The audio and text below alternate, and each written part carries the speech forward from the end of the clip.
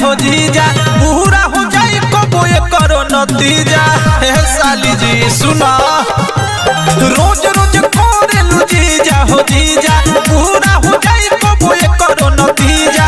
हुई बरादास तो कह दे हम नास आ धले हम कहियो दुनु तहरे थी। हे साली जी सुना तहर दिया अगर हमके रोज नहीं देती तो ये साली ये कहाली तोहरो के लेती। हमके रोज नहीं देती तो ये साली एक हाली तोहरो के लेती। अरे सुना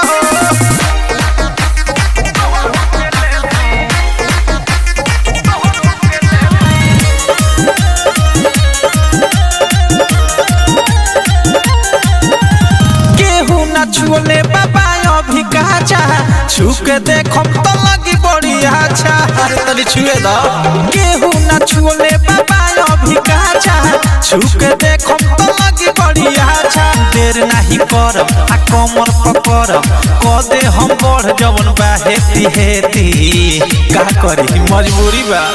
तहर दिया अगर हमके रोज नहीं देती तो ये साली एक हाली तोहरो के लेती। तहर दिया अगर हमके रोज नहीं देती तो ये साली एक हाली तोहरो के लेती। अरे सुना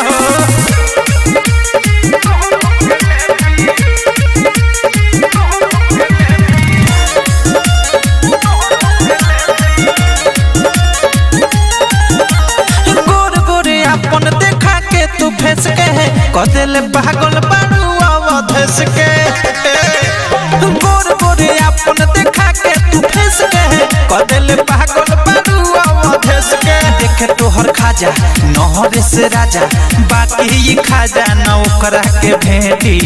हे साली सुन लो तहर दिया अगर हमके रोज नहीं देती तो ये साली एक हाली तोहरो के लेती।